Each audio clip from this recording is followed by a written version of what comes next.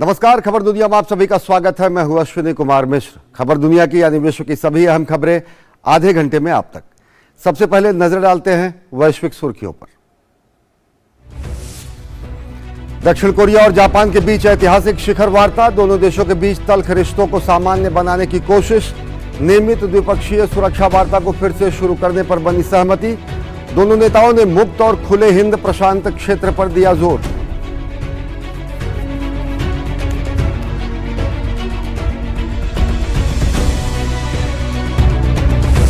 दक्षिण कोरिया और जापान के बीच शिखर वार्ता से ठीक पहले उत्तर कोरिया ने फिर किया लंबी दूरी की बैलिस्टिक मिसाइल का परीक्षण।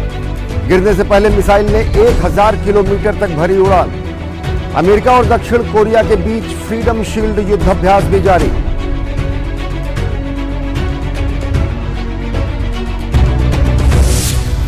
फ्रांस की राष्ट्रीय असेंबली में विपक्षी दलों के भारी शोर शराबे के बीच पेंशन सुधार बिल पर चर्चा की। सीनेट से पहले ही पारित हो चुका है विधेयक। रिटायरमेंट की आयु में बढ़ोतरी के विरोध में देशव्यापी विरोध प्रदर्शन।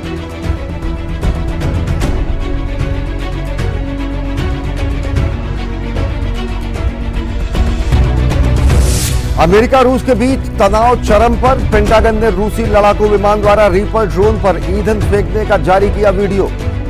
रूस ने अमेरिका पर लगाया जासूसी का आरोप। रूस के विदेश मंत्री ने कहा अमेरिका ने काला सागर प्रतिबंधित हवाई क्षेत्र की अनदेखी की।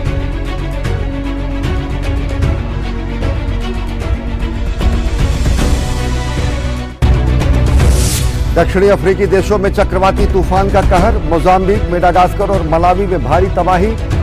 मलावी में भारी तबाही, तीनों देशों में मरने वालों की संख्या 300 के पार। बाढ़ और भूस्खलन में अब भी कई लोगों के लापता होने की आशंका।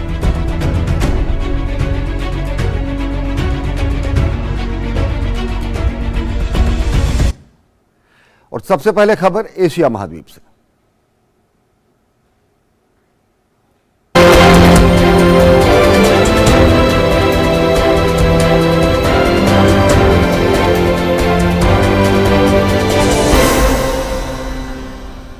दक्षिण कोरिया के राष्ट्रपति योन सुक योल 16 और 17 मार्च को जापान के दौरे पर हैं। यात्रा की अहमियत का अंदाजा इस बात से लगाया जा सकता है कि 12 वर्षों बाद किसी दक्षिण कोरियाई राष्ट्रपति ने अपनी पहली जापान यात्रा की है। गुरुवार को टोक्यो में दक्षिण कोरिया और जापान के शीर्ष नेताओं ने मुलाकात की।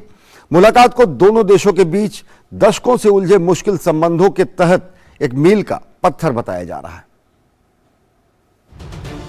संबंधों में कड़वाहट की विरासत ढोते दक्षिण कोरिया और जापान के लिए गुरुवार का दिन ऐतिहासिक था, जब दक्षिण कोरिया के राष्ट्रपति जापान पहुंचे। 12 वर्षों में किसी दक्षिण कोरियाई राष्ट्रपति द्वारा जापान की ये पहली ऐसी यात्रा है। इस अवसर पर दोनों देशों के नेताओं ने शिखर वार्ता में अपने कठिन साझा इतिहास को दरकिनार कर वर्षों की शत्रुता के पन्ने को पलटने का वादा किया। जापान सरकार का मानना है कि जबरन मजदूरी के मामले दक्षिण कोरिया की योजना दोनों देशों के रिश्ते पटरी पर लौट आएंगे। हमारी सरकार मुआवजे की मांग के लिए नए दावे करने पर विचार नहीं कर रही है। बैठक के बाद संयुक्त बयान में कहा गया कि उत्तर कोरिया के परमाणु और मिसाइल खतरों के मद्देनजर द्विपक्षीय सुरक्षा वार्ता को फिर से शुरू करने पर सहमति व्यक्त की गई है। साथ ही मुक्त और खुले हिंद प्रशांत क्षेत्र पर जोर दिया गया। वहीं दोनों देशों के बीच सैन्य खुफिया साझाकरण समझौते को पूरी तरह से सामान्य करने पर भी सहमति बनी। इस समझौते को 2019 में रद्द कर दिया गया था। हमने त्रिपक्षीय जापान, दक्षिण कोरिया, अमेरिका के बीच मजबूत सुरक्षा सहयोग को लागू करने के महत्व की पुष्टि की है। वहीं उत्तर कोरिया के साथ बातचीत के लिए भी अभी भी दरवाजे खुले हैं। उधर दोस्ती के नए आगाज से पड़ोसी देश चीन के माथे पर बल आ गया है। उसके बयान से तो फिलहाल यही लग रहा है। चीन ने कहा है कि दोनों देशों के संबंध क्षेत्रीय शांति, स्थिरता और समृद्धि के अनुकूल दिशा में विकसित होने चाहिए। चीन कुछ देशों द्वारा बंद और विशेष क्षेत्र बनाने के प्रयासों का विरोध करता है। हमें उम्मीद है ये संबंध क्षेत्रीय शांति, स्थिरता और समृद्धि के अनुकूल दिशा में विकसित होंगे। साल 1910 से द्वितीय विश्व युद्ध के अंत तक जापान ने दक्षिण कोरिया पर राज किया। जापानी सैनिकों ने हजारों कोरियाई लोगों को उनके कारखानों में काम करने के लिए मजबूर किया और महिलाओं को यौन दास्ता में ढकेल दिया। इसे लेकर दक्षिण कोरिया के लोग जापान को माफ नहीं कर पाए हैं। लेकिन पिछले हफ्ते दक्षिण कोरिया के राष्ट्रपति ने ये मांग छोड़ दी कि जापान दास्ता के कुछ पीड़ितों को मुआवजा दे। उन्होंने पूर्वोत्तर एशिया की सुरक्षा के खातिर अतीत के जख्मों को एक तरफ रख दिया। राष्ट्रपति यून सिर्फ उत्तर कोरिया पर ही अपना ध्यान केंद्रित नहीं रखना चाहते हैं, बल्कि वे हिंद प्रशांत क्षेत्र की ओर देख रहे हैं, जहां दक्षिण कोरिया बड़ी भूमिका निभा सकता है। ये मुलाकात न सिर्फ दोनों देशों बल्कि उनके साझा रणनीतिक सहयोगी अमेरिका के लिए भी महत्वपूर्ण है। जो बाइडेन ने एक बयान में कहा है कि अमेरिका के दो करीबी सहयोगियों के बीच नजदीकी और साझेदारी एक नया अध्याय है। उन्होंने कहा कि दोनों देशों के सहयोग से हम मुक्त और खुले हिंद प्रशांत के लिए काम कर सकते हैं। हालांकि ये किसी भी नेता के लिए आसान नहीं होगा। दोनों देशों के कट्टरपंथी राजनेताओं के बीच अभी ऐतिहासिक रूप से काफी तनाव और अविश्वास है। एक और टोक्यो में दक्षिण कोरिया और जापान अपनी दशकों की तलखी खत्म करने के मकसद से ऐतिहासिक शिखर सम्मेलन कर रहे थे, तो वहीं दूसरी ओर शीर्ष नेताओं के ऐतिहासिक शिखर सम्मेलन से कुछ घंटे पहले उत्तर कोरिया ने एक इंटरकॉन्टिनेंटल बैलिस्टिक मिसाइल आईसीबीएम का परीक्षण किया। गिरने से पहले मिसाइल ने करीब 70 मिनट तक 6000 किलोमीटर से अधिक की ऊंचाई पर लगभग 1000 किलोमीटर उड़ान भरी। उत्तर कोरिया की तिलमिलाहट की वजह हालिया घटनाक्रम तो है ही, साथ ही साथ अमेरिका और दक्षिण कोरिया के बीच चल रहा युद्धाभ्यास फ्रीडम शील्ड भी है। दशकों के कड़वाहट को भुलाकर गुरुवार को जापान और दक्षिण कोरिया अपने संबंधों को नई दिशा देने की तैयारी कर रहे थे। तभी पड़ोसी देश उत्तर कोरिया ने हफ्ते में तीसरी बार मिसाइल दागकर क्षेत्र में व्याप्त तनाव को और बढ़ा दिया। दक्षिण कोरिया की सेना ने कहा कि प्योंगयांग से स्थानीय समय अनुसार 7:10 पर बैलिस्टिक मिसाइल लॉन्च किए जाने के बाद कोरियाई प्रायद्वीप के पूर्वी समुद्री जल क्षेत्र की ओर उड़ी। वहीं जापानी रक्षा मंत्रालय ने कहा है कि मिसाइल ने जापान के द्वीप से 250 किलोमीटर दूर गिरी। इससे पहले ये लगभग 70 मिनट तक 6000 किलोमीटर से अधिक की ऊंचाई पर लगभग 1000 किलोमीटर तक उड़ान भरी। दक्षिण कोरिया की सेना ने कहा कि मिसाइल दागने की घटना संयुक्त राष्ट्र के प्रस्ताव के खिलाफ है। साथ ही चेतावनी दी है कि उत्तर कोरिया को इस उकसावे की कीमत चुकानी पड़ेगी। उत्तर कोरिया द्वारा हाल ही में लंबी दूरी की बैलिस्टिक मिसाइल सहित हाल ही में किए गए मिसाइल प्रक्षेपणों ने स्पष्ट रूप से सुरक्षा परिषद के कई प्रस्तावों का उल्लंघन किया है। यह भी एक बड़ी उकसावे की कार्रवाई है जो क्षेत्रीय तनाव को गंभीर रूप से बढ़ाता है। ये तुरंत पता नहीं चल पाया है कि कौन सा आईसीबीएम लॉन्च किया गया है, लेकिन उत्तर कोरिया दावा करता है कि उसकी जितनी भी लंबी दूरी की मिसाइलें हैं वो अमेरिका तक मार करने में सक्षम है। हालांकि जानकार इस पर सवाल उठाते हैं। वहीं जापान ने लगभग 1 घंटे की उड़ान के बाद मिसाइल के उसके विशेष क्षेत्र के बाहर पानी में गिरने की संभावना जताई है। आईसीबीएम टाइप मिसाइल ने 6000 किलोमीटर की ऊंचाई पर करीब 70 मिनट तक 1000 किलोमीटर की दूरी तक उड़ान भरी है। मिसाइल संभवतः उत्तरी जापान के होकाकाइडो में ओशिमा द्वीप के 200 किलोमीटर पश्चिम में जापान के विशेष आर्थिक क्षेत्र के बाहर गिरा है। वाशिंगटन और सियोल ने उत्तर कोरिया की तरफ मिल रही चुनौतियों को देखते हुए सहयोग बढ़ाया है। दोनों देशों ने कई बार संयुक्त रूप से सैन्य अभ्यास भी किया है। इस समय भी दोनों देशों के बीच युद्धाभ्यास चल रहा है। अमेरिका और दक्षिण कोरिया के बीच फ्रीडम शील्ड के नाम से मशहूर अभ्यास सोमवार को शुरू हुआ और 10 दिनों तक चलेगा। इससे हाल के महीनों में तीनों देशों के बीच तनाव बढ़ता जा रहा है। इसी के तहत उत्तर कोरिया लगातार कुछ न कुछ परीक्षण करता है। उत्तर कोरिया का कहना है कि इस तरह के युद्धाभ्यास आक्रमण का फुल ड्रेस रिहर्सल हैं। उत्तर कोरिया के ये नया बल प्रदर्शन दक्षिण कोरिया और जापान के नेताओं के टोक्यो में मिलने से कुछ घंटे पहले आया। प्योंगयांग के मिसाइल और परमाणु कार्यक्रम उनके एजेंडे में शामिल थे। मित्र राष्ट्रों ने कहा है कि फ्रीडम शील्ड अभ्यास उत्तर कोरिया की दुगनी आक्रामकता के कारण बदलते सुरक्षा वातावरण पर केंद्रित है। हमारा मिशन अमेरिका और दक्षिण कोरियाई सरकार के बीच गठबंधन को मजबूत कर रहा है ताकि यह सुनिश्चित किया जा सके कि हमारी ताकत और हमारी क्षमता कोरियाई प्रायद्वीप को सुरक्षित करने में सक्षम है। उत्तर कोरिया के बैलिस्टिक मिसाइल दागे जाने के कुछ घंटे बाद दक्षिण कोरिया के राष्ट्रपति यूआन येसुल गुरुवार को टोक्यो पहुंच गए और 12 सालों के बाद दक्षिण कोरिया का कोई राष्ट्रपति जापान दौरे पर पहुंचा है। कोरियाई प्रायद्वीप में मिसाइलों का परीक्षण कर रहा है और आशंका है कि उत्तर कोरिया निकट भविष्य में परमाणु बम का भी टेस्ट कर सकता है। और इंडोनेशिया की एक अदालत ने गुरुवार को 3 पुलिस अधिकारियों में से 2 को दुनिया के सबसे बड़े स्टेडियम में मची भगदड़ के दौरान लापरवाही के आरोप में रिहा कर दिया, जबकि एक सुरक्षाकर्मी को 1.5 साल की सजा सुनाई गई। दरअसल अक्टूबर 2022 में ईस्ट जावा सिटी के मलंग इलाके में एक लीग फुटबॉल मैच के दौरान दोनों टीमों के समर्थकों के बीच भयंकर तकरार हुई थी। कुछ समर्थक इस दौरान मैदान में भी घुस आए।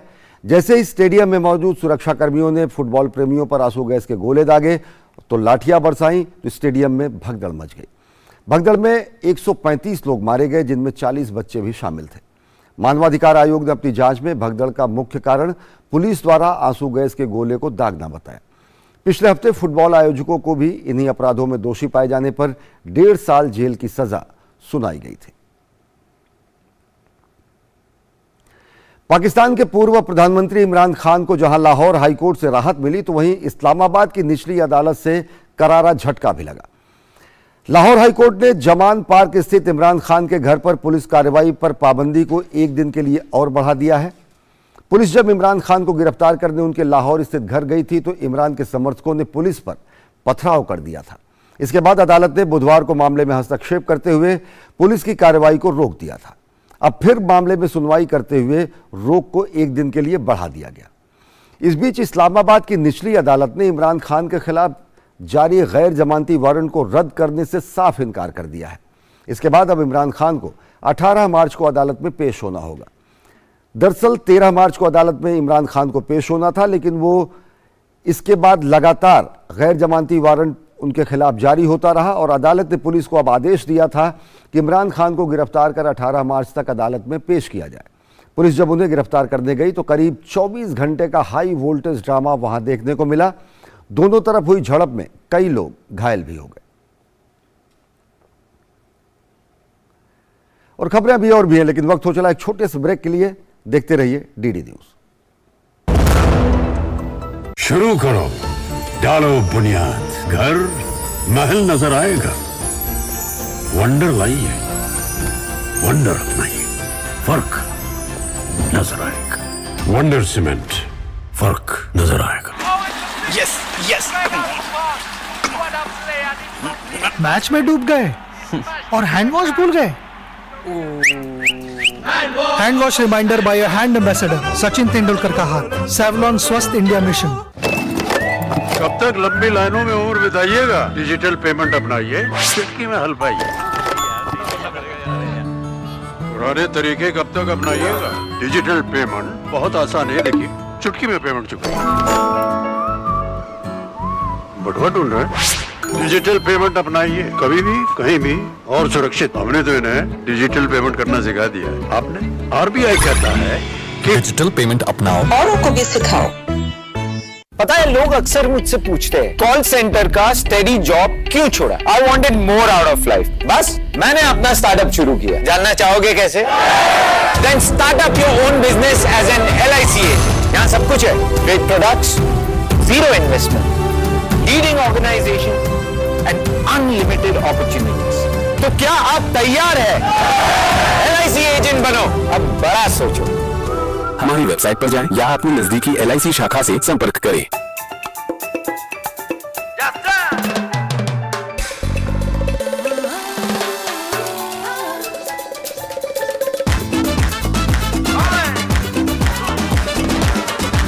त्वचा का एक वादा, मैसूर सैंडल गोल्ड। अपने अंदर की खूबसूरती को जगाइए। और ब्रेक के बाद एक बार फिर आप सभी का स्वागत है। रुख करते हैं यूरोपीय महाद्वीप की ओर।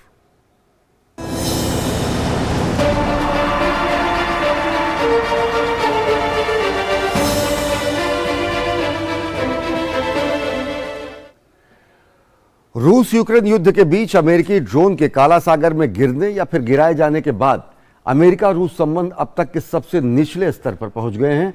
तो वहीं यूक्रेन से सटे देश मोल्दोवा में यूक्रेन युद्ध में इसके घसीटे जाने की आशंका पश्चिमी देश लंबे समय से जताते रहे हैं। पूर्वी यूक्रेन के बखमुत और आसपास के शहरों में रूस और यूक्रेन के बीच निर्णायक लड़ाई जारी है। तो रूस के साथ मोल्दोवा के गहराते विवाद के बीच ब्रिटेन के विदेश मंत्री ने मोल्दोवा का दौरा भी किया है। के लड़ाकू विमान द्वारा अमेरिका के सैन्य टोही ड्रोन को टक्कर मारकर गिराने की घटना के बाद से दोनों देशों के बीच तनाव चरम पर पहुंचता दिख रहा है।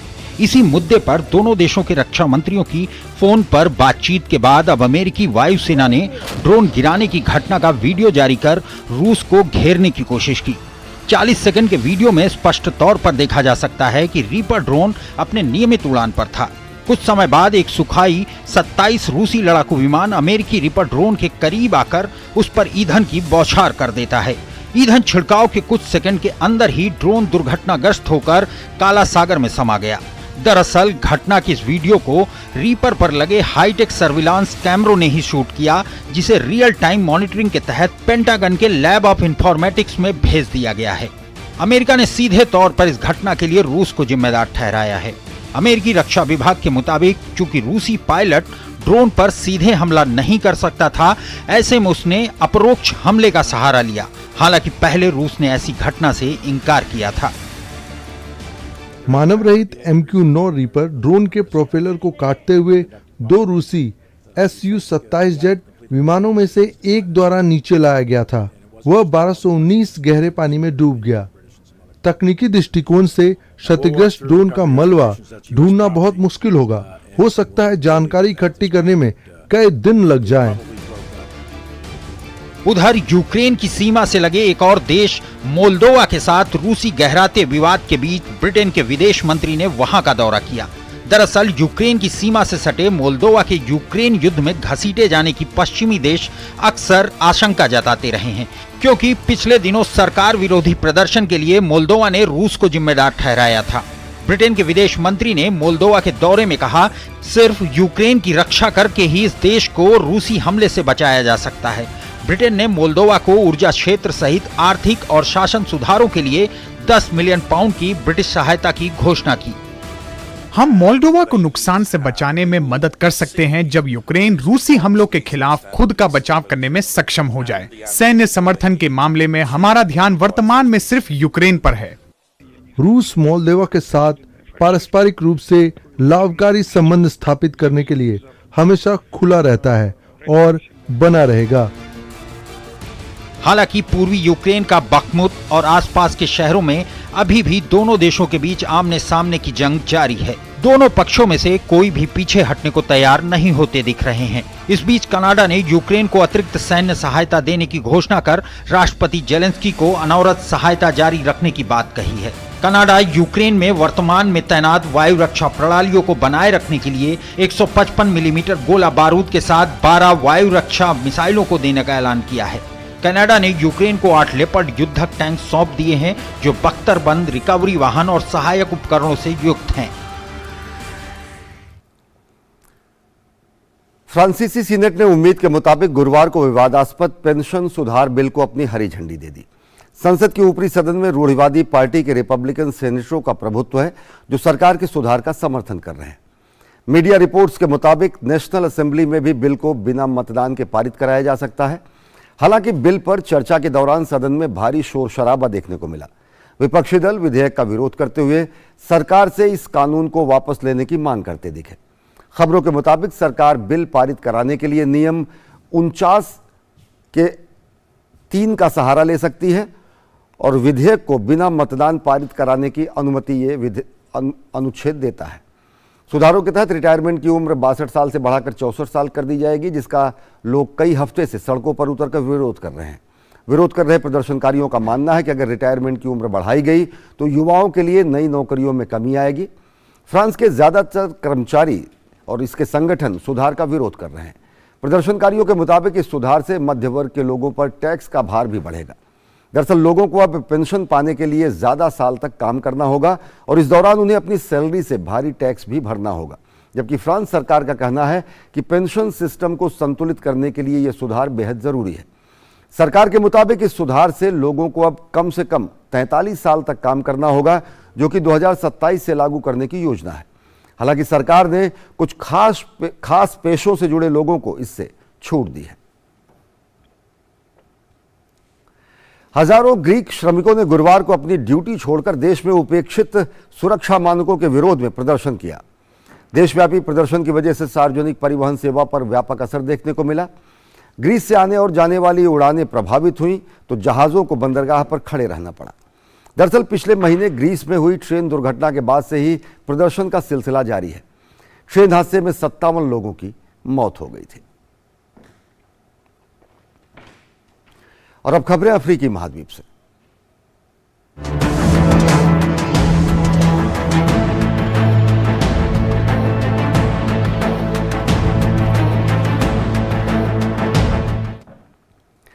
अफ्रीका के दक्षिणी हिस्से में फ्रेडी चक्रवात ने भयंकर कहर बरपाया है। शनिवार रात आए इस चक्रवात में मलावी, मोजाम्बिक और मेडागास्कर में भारी तबाही मची है। तीनों देशों में मरने वालों का आंकड़ा 300 से अधिक पहुंच गया है और बाढ़ और भूस्खलन के बाद अब भी कई लोगों के लापता होने की आशंका है। हाल के वर्षों में फ्रेडी को अफ्रीका के दक्षिणी हिस्से में आए सबसे घातक चक्रवातों में से एक माना जा रहा है। बारिश का कहर ऐसा कि शवों को दफनाना भी एक मुसीबत। फिर भी बारिश और बाढ़ के कहर के बीच किसी तरह इस काम को अंजाम दिया जा रहा है। उष्णकटिबंधीय चक्रवात फ्रेडी ने मोजाम्बिक, मेडागास्कर और मलावी में भारी तबाही मचाई है। तीनों देशों में तूफान से मरने वालों का आंकड़ा 350 के पार पहुंच गया है। हालांकि जान माल के नुकसान का सही आकलन करने में अभी कई दिन का वक्त लग सकता है। दक्षिणी अफ्रीका में फरवरी में पहली बार दस्तक देने वाले तूफान ने सप्ताहांत में दूसरी बार क्षेत्र को अपना निशाना बनाया। ये अब तक दर्ज किए गए सबसे लंबे समय तक चलने वाले उष्णकटिबंधीय चक्रवात और हाल के वर्षों में अफ्रीका में सबसे घातक तूफानों में से एक है। मलावी में अब तक 225 लोग तूफान में मारे जा चुके हैं, जबकि सैकड़ों लोग घायल हुए हैं, कुछ लापता भी हैं। वहीं मोजाम्बिक में अब तक 53 लोगों के मारे जाने की खबर है। भीषण बाढ़ और बारिश के कारण हुए भूस्खलन के बाद कई लोग अब भी लापता हैं। मलबे में दबे लोगों को निकालने में काफी मशक्कत करना पड़ रहा है। उस समय ज्यादातर लोग सो रहे थे, शायद वो पहले रात में सो नहीं पाए थे, इसलिए मरने वालों में से अधिकांश अपने घरों में थे और दीवारों और छतों सहित बाढ़ में बह गए। इस बीच मलावी के राष्ट्रपति ने पीड़ितों की याद में 14 दिनों के शोक के साथ $1.5 मिलियन की सहायता की घोषणा की है। भूस्खलन और बाढ़ से 20,000 से अधिक लोग विस्थापित हुए हैं। राहत और बचाव कार्य में हो रही देरी के कारण लोगों में आक्रोश है। स्थानीय लोग समूह में खुद को संगठित कर शवों को निकालने की कोशिश कर रहे हैं। बहुत से लोग अब भी मलबे के नीचे दबे बताए जा रहे हैं। जो बच गए हैं हम उन्हें अकेला नहीं छोड़ेंगे, उनकी मदद हर हाल में की जाएगी। पड़ोसी देशों की ओर से मदद का हाथ हमारे लोगों की उम्मीद को बढ़ा रहा है। भीषण तूफान के तांडव से उखड़ चुके ये देश पहले ही हैजा की मार झेल रहे थे। विश्व स्वास्थ्य संगठन ने बुधवार को मोजाम्बिक में पिछले कुछ हफ्तों में हैजे के मामलों में वृद्धि दर्ज किए जाने की बात कही है। हैजे के प्रसार को रोकने के लिए एजेंसी ने मोजाम्बिक को वैक्सीन की अतिरिक्त 1.3 मिलियन खुराक देने की मंजूरी दी है। हालांकि टीकों की कमी को अभी भी दूर किया जाना बाकी है। अपने इतिहास में सबसे घातक हैजे के प्रकोप से जूझ रहे मोजाम्बिक के पड़ोसी मलावी में अब मामलों और मौतों में निरंतर गिरावट देखने को मिल रही है। लेकिन भीषण बारिश और बाढ़ के कारण हैजे के प्रकोप को फिर से बढ़ने की आशंका जताई जाने लगी है। और पश्चिमी अफ्रीका में हाल के वर्षों में इस्लामी विद्रोहियों का कहर बढ़ा है और क्षेत्र में रूस की बढ़ती दिलचस्पी के बाद पश्चिमी देशों ने अपनी सक्रियता भी बढ़ा दी है। अमेरिकी सेना ने पश्चिमी अफ्रीका में इस्लामी विद्रोहियों पर अंकुश लगाने के मकसद से युद्धाभ्यास किया है। जब से माली ने आतंकवाद के खिलाफ लड़ाई में रूस के वैगनर समूह को जिम्मा दिया है, तब से माना जा रहा है कि वैगनर समूह के आने के बाद हिंसा में भारी वृद्धि हुई है। घाना में इस आतंकवाद विरोधी अभ्यास का नेतृत्व अमेरिकी कमांडर कर रहे हैं। इनका मिशन क्षेत्र में तेजी से पैर पसारते इस्लामी विद्रोह पर अंकुश लगाना है। अमेरिकी सेना का पश्चिमी अफ्रीका में इस तरह का ये पहला युद्ध अभ्यास है।